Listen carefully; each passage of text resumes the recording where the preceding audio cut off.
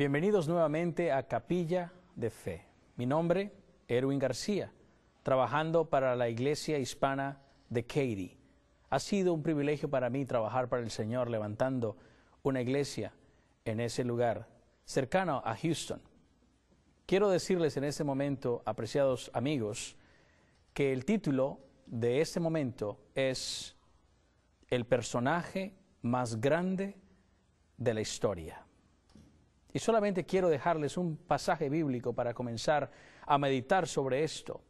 Jesús dijo en Juan 12:32, y yo, si fuese levantado de la tierra, a todos atraeré a mí mismo. Quiera Dios que en este momento Él te pueda atraer a Él de manera especial. Vamos a hacer una oración para pedir al Señor su dirección en este mensaje. Querido Dios, que tu nombre sea exaltado, que el personaje más grande de la historia pueda ser revelado, tal como lo ha sido en la Escritura, a la audiencia de 3ABN en todo el mundo. Que tu Espíritu toque cada corazón, porque esto lo pido en el nombre de Jesús. Amén. El personaje más grande de la historia. En primera instancia, quiero comentarles que alguna vez uno de estos buenos amigos se me acercó y me dijo, Erwin, ¿cuál es la iglesia verdadera? Hay muchas iglesias. Alguien sugirió alguna vez que había más de 666 iglesias, tratando de vincularlo con aquel enigmático número del Apocalipsis. Pero la realidad es que aunque hay muchas iglesias, la mayoría de estas se condensan dentro del panorama cristiano en algunas denominaciones específicamente. Pero el caso en este momento no es acerca de cuántas iglesias hay, sino de quién es el personaje más grande de la historia. Y para comenzar a hablar de esto, voy a contarles un poquito acerca del panorama religioso mundial. Se dice que más o menos en el mundo hay 1.300 millones de personas que se identifican a sí mismas como musulmanes o seguidores del Islam, de Mahoma. Ya sabemos que en las noticias esa temática acerca del Islam y del musulmanismo es algo bien controversial. Y bueno, no es materia de estudio en este momento, pero hay muchos, y como facto, 1.300 millones de personas se identifican con el Islam. Se estima que 900 millones de personas se identifican con el budismo. Son budistas, seguidores de aquel conocido Siddhartha Gautama, Buda. 1.000 millones se identifican con el hinduismo. Es muy difícil poder estudiar el hinduismo, especialmente con la variedad de dioses y con la diversidad de creencias que tienen de una aldea a la otra. Hay muchas diferencias. Pero aún así, 1.000 millones, 1 billón en términos americanos de personas se consideran seguidores del hinduismo. 300 millones de judíos. El judaísmo, esparcido por toda la ancha faz de la tierra y ahora estrenando patria y tierra, acumula más o menos, algunos dicen 300 millones, algunos ortodoxos, algunos liberales, algunos agnósticos, pero de raza judía que se identifican de alguna manera con el judaísmo religioso.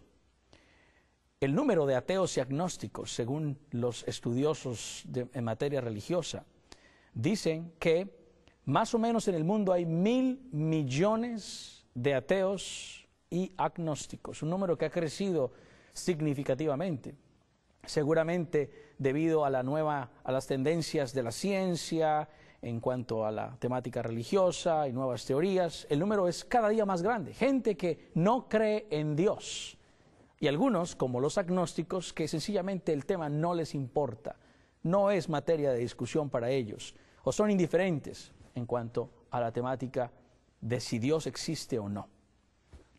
Pero por su parte, y este número no me sorprende, los estudiosos acerca de estadística religiosa dicen que en el mundo hay 2.500 millones de personas seguidoras o llamadas a sí mismas cristianas, convirtiendo a Cristo en el personaje más seguido en materia religiosa en la ancha faz de la tierra. Básicamente, 1 de cada 3 habitantes del planeta es cristiano, por lo menos como nombre, como título. Y es un dato bien importante. Yo les quiero proponer esta mañana que Jesucristo es el personaje más grande de la historia y que nadie le puede igualar. Nadie se puede acercar a Él. Es por eso mi propuesta en este momento como Jesucristo. Cristo, esa palabra griega y latina, Christos, quiere decir lo que en hebreo también Mesías, ungido, el ungido. Los cristianos, así fueron llamados los seguidores de Cristo en Alejandría, muy temprano, en los primeros siglos de la era cristiana. Pero también no hay que negar que han habido hombres que han impactado la religión en este mundo.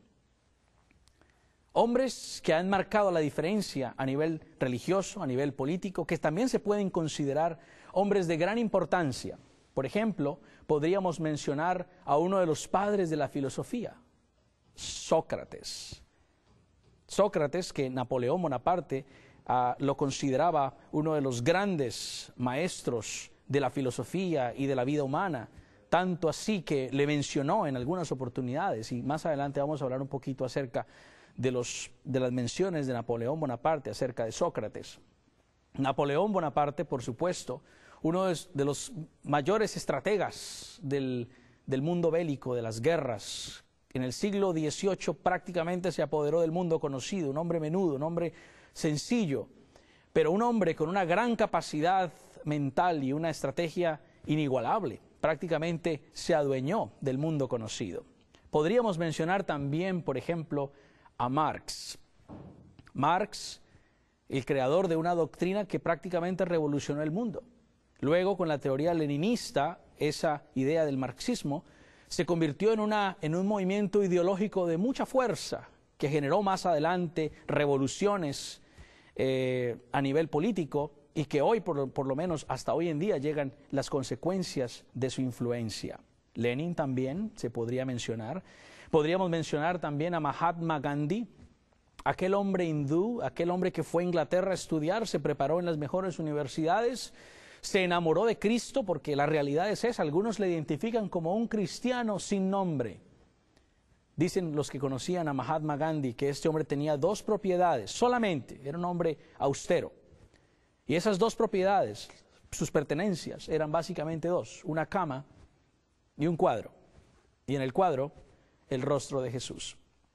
Este Mahatma Gandhi fue el mismo que dijo algún día: los cristianos tienen un gran Cristo, pero qué triste que Cristo tenga unos terribles cristianos.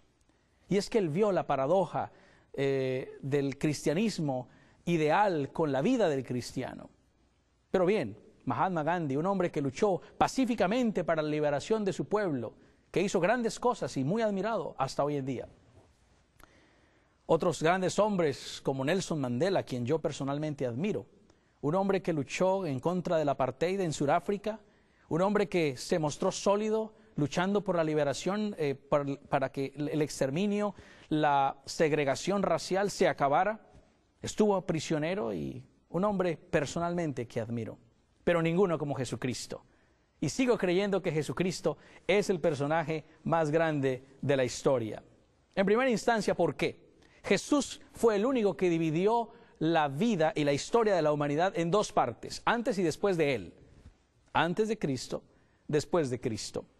Sus huellas han permanecido en los anales de la historia hasta nuestros días. Han pasado casi 2 milenios y su vida todavía es estudiada, analizada, e incluso en algunos casos, como quienes nos confesamos cristianos, le adoramos y le veneramos y le seguimos todavía a pesar del tiempo. También cabe mencionar aquella cita muy famosa de Napoleón Bonaparte, cuando dijo: si Sócrates entrara a esta sala, nos levantaríamos, nos colocaríamos en pie y le aplaudiríamos. Pero si Cristo entrara a esta sala, nos arrodillaríamos y le adoraríamos. ¿Qué hizo la diferencia, por lo menos en la vida de Napoleón, para creer que Jesús era superior a Sócrates? Y bueno, yo pienso que las enseñanzas de Jesús, tal vez los milagros de Jesús, pero hay algo especial en la vida de Jesucristo. Algunos dicen que Jesús no dijo nada nuevo. Algún día Jesús dijo, haz a los demás lo que quieres que te hagan a ti. Sócrates dijo algo similar a esto mucho tiempo atrás. Dijo, no hagas a los demás lo que no quieres que te hagan a ti.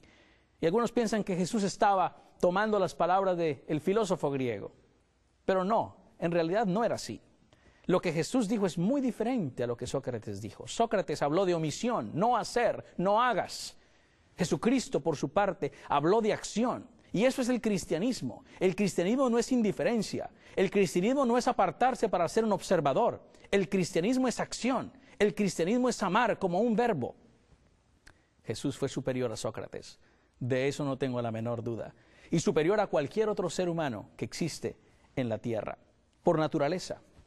Los seres humanos tendemos a ser héroes de cualquier cosa. Algunos le llamamos superhéroes.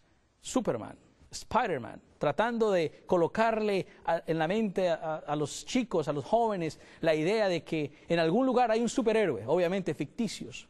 Pero no, ninguno de estos se puede asimilar a la realidad de Jesucristo.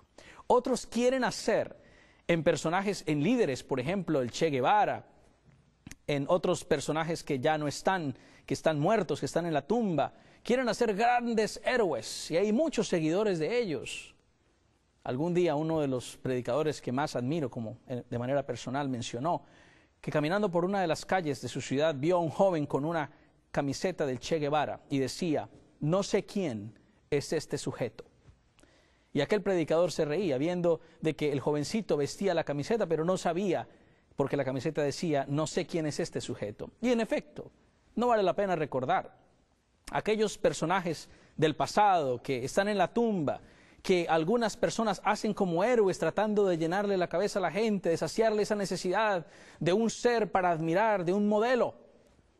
No lo podrán lograr, porque Jesucristo es superior a todos. Él es el personaje más grande de la historia. ¿Quién era Jesucristo dentro de la óptica humana? ¿Quién era Jesucristo dentro de la óptica de los hombres? Hoy, personalmente, y hoy dentro de lo que es los medios masivos, la televisión, el internet, personalmente veo cómo es tan fácil hacer a un ser humano una estrella. Con el deporte, aquellas personas que se destacan a nivel económico, que tienen mucho dinero, pueden hacerse famosos fácilmente con la televisión, el internet, las noticias, el periodismo. El mundo que era tan grande antes ahora se ha apequeñado gracias a la tecnología o a los satélites. A veces podemos decir gracias o debido o a pesar de, porque a veces pareciera ser incluso más problemático tanta tecnología y acercar tanto al mundo, pareciera que las cosas son aún más difíciles.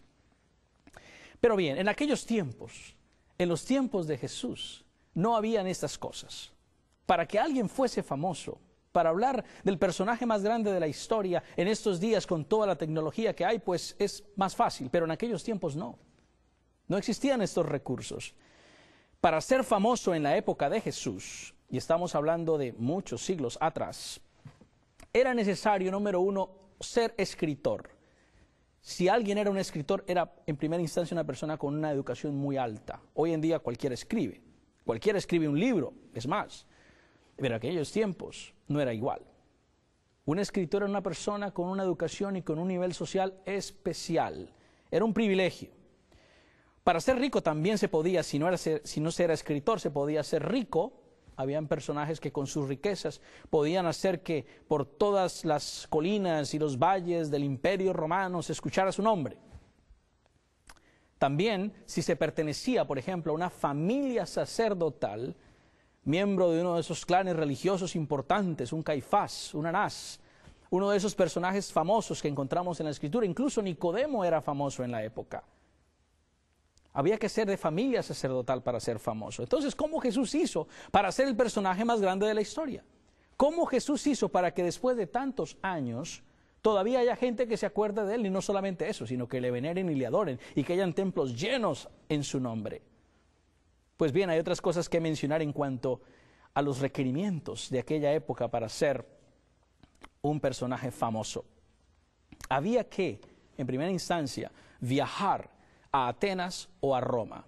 Atenas, obviamente, había sido capturada bajo el poderío del Imperio Romano y era sede de la filosofía, sede de los grandes maestros, de los grandes estudiosos de las ciencias de la época. Pablo tuvo el gran privilegio de visitar grandes ciudades y exponer la palabra de Dios allí, pero Jesús no lo hizo. Jesús no fue a Grecia, Jesús no fue a Roma. Es más, Jesucristo vivía en la provincia más apartada y, entre comillas, la más ínfima, la más remota provincia del Imperio Romano. También Jesús no estudió en la sinagoga. En aquella época no habían los sistemas educativos que tenemos ahora, pero aún así habían escuelas guiadas por los rabínicos, las escuelas rabínicas. Jesús no fue a la escuela de los rabinos. Jesús no hizo un posgrado, no hizo un doctorado en teología. Otros lo hicieron. Y sin embargo, Jesús, sus huellas permanecen por las décadas, por los siglos, por los milenios, indelebles en el corazón de la humanidad. También vale mencionar que Jesús no era doctor de la ley. Algunos le llamaban maestro, pero era más por su sabiduría, su conocimiento de las cosas, por la congruencia entre lo que hablaba y lo que hacía. Jesús tampoco era de la alta sociedad hebrea. Jesús era pobre, era de una familia modesta. Venía de un padre que era un carpintero, lo que representaba un hombre de clase media que trabajaba, se ganaba duro su sueldo. Jesús era de familia humilde, no era escritor, Jesús no viajó. Jesús en general, incluso algunos se atreven a decir que para su época Jesús no fue famoso, que la cantidad de gente que le seguía no era tan grande como la cantidad de gente que seguía a otros personajes que simultáneamente eran famosos en su época. ¿Cómo hizo Jesús? ¿Qué poder tenía este hombre? ¿Qué sabiduría inusual tenía? ¿Qué milagros hacía? ¿Qué portentos? Pues bien, ningún hombre ha dejado la huella de Jesús. Y vamos a responder estas cosas más adelante. ¿Qué llevó a miles de personas a ser martirizadas? ¿Qué llevó a miles de personas a ser torturados, quemados? Saben, es interesante cuando uno estudia un poco acerca del cristianismo primitivo, cómo la idea de la gente, de los romanos, de los ciudadanos de la época acerca del cristianismo era tan aberrante. Algunos decían que los cristianos eran caníbales. Otros decían que los cristianos eran bárbaros, agresivos, eran polígamos. Todo esto era mentira, por supuesto, pero era común en la época atacar aquello que no era conocido. ¿No se parece esto al mundo de hoy? Cuando a veces los cristianos son martirizados con calumnias, con cosas bajas de parte de la gente, acusaciones falsas, Jesús y el cristianismo tuvieron que experimentar lo mismo. Pero no solamente con los abusos verbales, sino que no hay que ir muy lejos de Roma para ver, por ejemplo, el gran Coliseo romano, que fue el aposento, el culto a esos dioses, donde se exponían a los gladiadores para batallar, donde los pretorianos hacían sus luchas.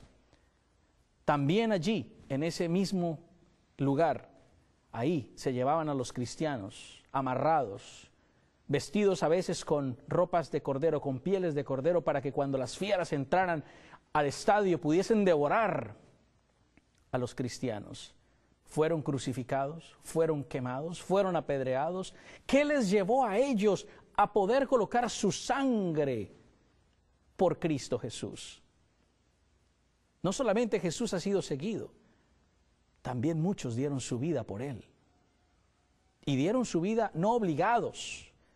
Algunos seguramente habrán sido víctimas del martirio y de la persecución, pero por su propia cuenta, porque su estilo de vida va en contra de las leyes de algo. Pero en el caso de los cristianos, ellos simplemente creían y seguían a Jesucristo con todo su amor. Es por eso que daban su vida voluntariamente por Él. Así que la huella que Jesús ha dejado ha sido indeleble, única. Algunos llamaron a Jesús profeta.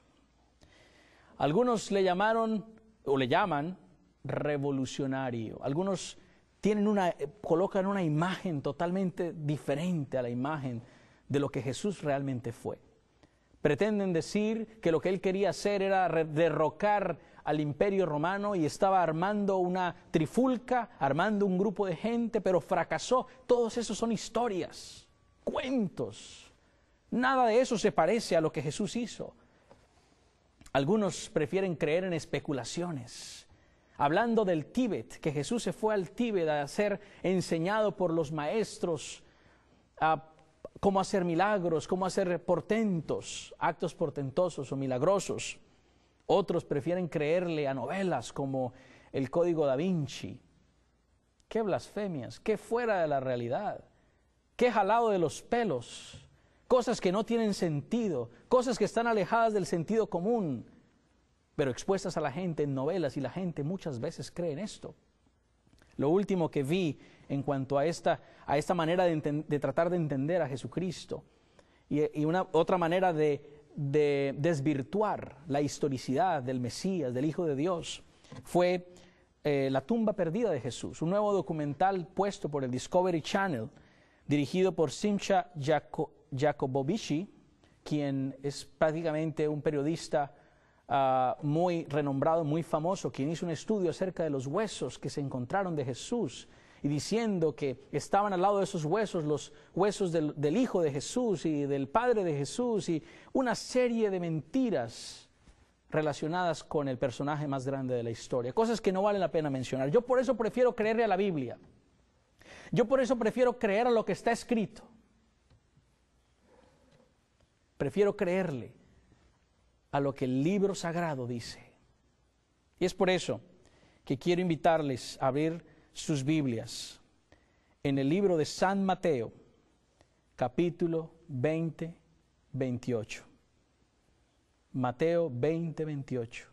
Como el Hijo del Hombre, que no vino para ser servido, sino para servir y para dar su vida en rescate por todos. Algo que hace diferente a Jesús de los demás es que Él vino a servir. Y esta es la perspectiva bíblica acerca de Jesús, no la óptica de los mentirosos y las huecas sutilezas, las vanas filosofías de las cuales habló el apóstol Pablo. No, ese es el verdadero Jesucristo. Él es diferente. Él vino a poner su vida en servicio por todos. ¿Pero ¿es esto suficiente para decir que Jesús es el personaje más grande de la historia? Aparte de que Jesús mismo lo anunció en el texto con el cual yo comencé esta disertación, que decía: si yo fuese levantado de la tierra, a todos atraeré a mí mismo. Jesús está haciendo exactamente una profecía acerca de su propia vida, acerca de la fama, del renombre, de los seguidores que iría a tener. Pero Jesús lo expuso dentro del contexto de la cruz y de su propia muerte. Jesús fue crucificado, y a través de su crucifixión, a través de ese símbolo, a través de lo que hizo por la raza humana, Él traería a su redil a todos. Y quiero decirles que es a todos.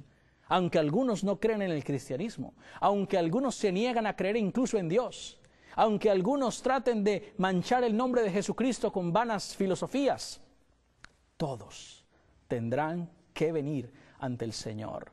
Y no voy a mencionar los textos, pero dentro del contexto bíblico, en Isaías y en Filipenses, hay dos textos particulares que mencionan que ante Jesús se doblará toda rodilla, y aquellos que se opusieron a Él, aquellos enemigos de Él, los que blasfemaron de Él, aquellos que le negaron ante sus pueblos, tendrán que arrodillarse ante la imponencia de Jesucristo. Pero vamos a ver qué más dice la palabra de Dios. Juan capítulo 6, verso 40. Y esta es la voluntad del que me ha enviado, que todo aquel que ve al Hijo y cree en Él tenga vida eterna, y yo lo resucitaré en el día final. Noten ustedes qué maravilla. Noten ustedes que Jesucristo no solamente resucitó, sino que ha prometido resucitar a todos los que crean en Él. En Él están las llaves de la vida y la muerte. Mahoma pudo haber sido un hombre muy grande. Siddhartha Gautama tal vez. Marx pudo haber sido un hombre muy erudito. Pero nunca ninguno de ellos pudo comprar la vida de otro ser humano, porque ellos mismos estaban condenados a muerte. Solo Jesucristo venció la muerte. Y solo Él puede garantizarnos la vida. Eso es lo que hace diferente a Jesús de los demás. Lo que hace diferente a Jesús de los demás es que Él puso su vida vicariamente, sustitutivamente, tomando nuestro lugar para que nosotros pudiésemos tener vida eterna. Amigos, es maravilloso poder creer que Jesucristo es el personaje más grande de la historia. Él es, ciertamente. ¿Y saben por qué? Porque Él murió por ti y por mí. En este momento estás escuchando este mensaje y te preguntarás, bueno, hay que ser un poco más tolerante. Hay que permitirle el concepto de la duda a otras religiones. Hay que ser más sincretista, no solamente Jesucristo. Pues saben una cosa, Jesús fue tolerante, pero no mentiroso. Él dijo, yo soy el camino, la verdad y la vida, y nadie viene al Padre sino por mí. Vamos a orar al Señor. Padre Santo, que tu Espíritu Santo toque el corazón de cada persona que me escucha en este momento. Que tu presencia pueda inundar el corazón de todos allá en esos hogares, allá en esas iglesias, y que Jesucristo sea una realidad viva en sus corazones, porque Él es, sin duda, tu Hijo, el personaje más grande de la historia. Amigos, que Dios te bendiga y que tu corazón se llene de la paz de nuestro Señor Jesucristo. Amén.